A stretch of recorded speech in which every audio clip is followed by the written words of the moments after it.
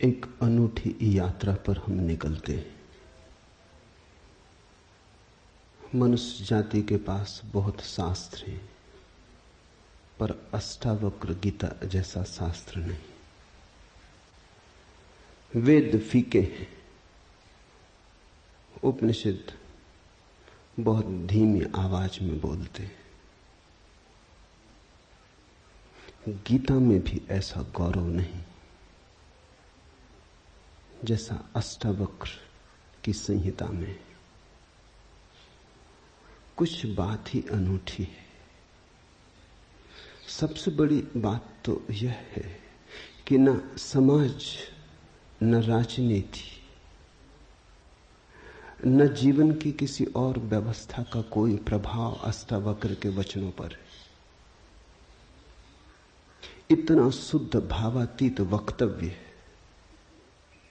समय और काल से अतीत, दूसरा नहीं।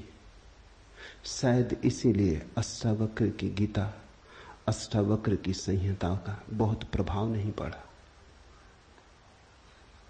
कृष्ण की गीता का बहुत प्रभाव पड़ा। पहला कारण, कृष्ण की गीता समन्वय है। सत्य की उतनी चिंता नहीं जितनी समन्वय की चिंता है। समन्वय का आग्रह इतना गहरा है कि अगर सत्य थोड़ा खो भी जाए तो कृष्ण राजी है। कृष्ण की गीता खिचड़ी जैसी है, इसलिए सभी को भाती है, क्योंकि सभी का कुछ ना कुछ उसमें मौजूद है। ऐसा कोई संप्रदाय खोजना मुश्किल है जो गीता में अपनी वाणी न खोज ले। ऐसा कोई व्यक्ति खोजना मुश्किल है जो गीता में अपने लिए कोई सहारा न खोज ले। इन सब के लिए अष्टावक्र की गीता बड़ी कठिन होगी।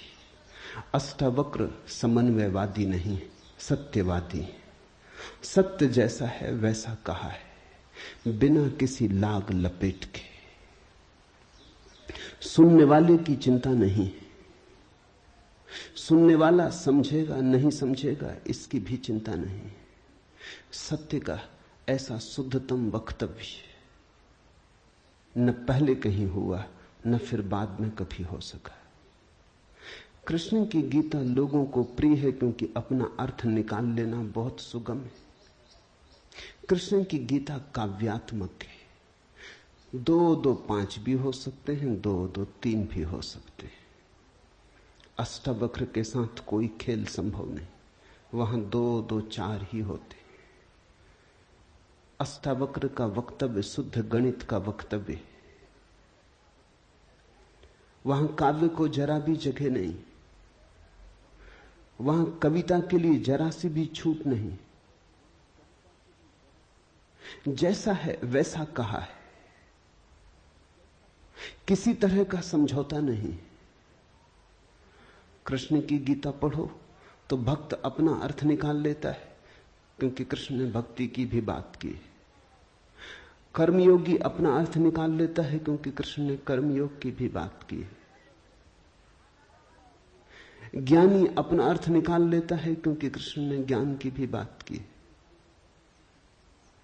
कृष्ण कहीं भक्ति को सर्वश्रेष्ठ कहते हैं, कहीं ज्ञान को सर्वश्रेष्ठ कहते हैं, कहीं कर्म को सर्वश्रेष्ठ कहते हैं। कृष्ण का वक्तव्य बहुत राजनीतिक है। वो राजनेता थे, कुशल राजनेता थे। सिर्फ राजनेता थे इतना ही कहना उचित नहीं, कुटिल राजनीतिज्ञ थे, डिप्लोमेट थे। उनके वक्तव्य में बहुत सी बातों का ध्यान रखा गया, इसलिए सभी को गीता भा जाती है। इसलिए तो गीता पर हजारों टीकाएं हैं, अष्टावक्र पर कोई चिंता नहीं करता। क्योंकि अष्टावक्र के साथ राजी होना हो तो तुम्हें अपने को छोड़ना पड़ेगा। बेशर्त तुम अपने को न ले जा सकोगे, तुम पीछे रहोगे तो ही जा सकोगे। कृष्ण के साथ तुम अपने को ले जा सकते हो। कृष्ण के साथ तुम्हें बदलने की कोई भी जरूरत नहीं। कृष्ण के साथ तुम मौजू पड़ सकते हो। इसलिए सभी सांप्रदायिकों ने कृष्ण की गीता पर टीकाएं लिखी। शंकर ने, रामानुज ने, निम्बार्क ने, बल्लभ ने, सबने अपने अर्थ निकाल लिए। कृष्ण ने कुछ ऐसी बात कही है जो बहुअर्थी है, इसलिए मैं कहता हूं काव्यात्मक है। कविता में से मन चाहे अर्थ निकल सकते हैं। कृष्ण का वक्तव्य ऐसा है जैसे वर्षा में बादल गिरते, जो चाहो देख लो। कोई देखता हाथी की सूंड, कोई चाहे गणेश जी को देख ले।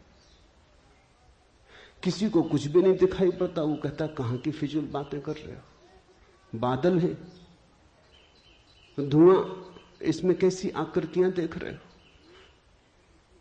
पश्चिम में वैज्ञानिक मन के परीक्षण के लिए स्याही के धब्बे ब्लॉटिंग पेपर पर डाल देते हैं और व्यक्ति को कहते हैं देखो इसमें क्या दिखाई पड़ता है। व्यक्ति गौर से देखता है, उसे कुछ ना कुछ दिखाई पड़ता है। वहां कुछ भी नहीं, सिर्फ ब्लॉटिंग पेपर पर स्याही के धब्बे बेतरतीब फेंके गए, सोच विचार के भी फेंके नहीं गए हैं, ऐसे ही बोतल उड़ेल दी है। लेकिन देखने वाला कुछ ना कुछ खोज लेता है। जो देखने वाला खोजता है वो उसके मन में वो आरोपित कर लेता। तुमने भी देखा होगा, दीवार पर वर्षा का पानी पड़ता है, लकीरें खिंच जाती, कभी आदमी की शक्ल दिखाई पड़ती, कभी घोड़े की शक्ल दिखाई पड़ती। तुम जो देखना चाहते हो आरोपित कर लेते हो। रात के अंधेरे में कपड़ा टंगा है, भूत प्रेत दिखाई पड़ जाते। कृष्ण की गीता ऐसी ही है, जो तुम्हारे मन में है दिखाई पड़ जाएगा। तो शंकर ज्ञान देख लेते हैं, रामानुज भक्ति देख लेते हैं, तिलक कर्म देख लेते हैं, और सब अपने घर प्रसन्नचित्त लौट आते कि ठीक कृष्ण वही कहते हैं जो हमारी मान्यता है। इमर्सन ने लिखा है कि एक बार एक पड़ोसी प्लेटो की किताबें उनसे मांग के ले गया। अब प्लेटो 2000 साल पहले हुआ और दुनिया के थोड़े से अनूठे विचारकों में से एक। कुछ दिनों बाद इमर्सन ने कहा किताबें पढ़नी हो तो वापस कर दें। वो पड़ोसी लौटा गया। इमर्सन ने पूछा कैसी लगी। उस आदमी ने कहा कि ठीक इस आदमी प्लेटो के विचार मुझसे मिलते जुलते। कई दफे तो मुझे ऐसा लगा कि इस आदमी को मेरे विचारों का पता कैसे चल गया। प्लेटो 2000 साल पहले हुआ है। इसको शक हो रहा है कि इसने कहीं मेरे विचार तो नहीं चुरा लिए। कृष्ण में ऐसा शक बहुत बार होता है, इसलिए कृष्ण पर सदियां बीत गईं, टीकाएं चलती जाती। हर सदी अपना अर्थ खोज लेती है, हर व्यक्ति अपना अर्थ खोज लेता है। कृष्ण की गीता स्याही के धब्बों जैसी एक कुशल राजनीतिज्ञ का वक्तव्य है। अष्टावक्र की गीता में तुम कोई अर्थ न खोज पाओगे। तुम अपने को छोड़ के चलोगे तो ही अष्टावक्र की गीता स्पष्ट होगी। हरिओम तत्सत। आज इतना ही।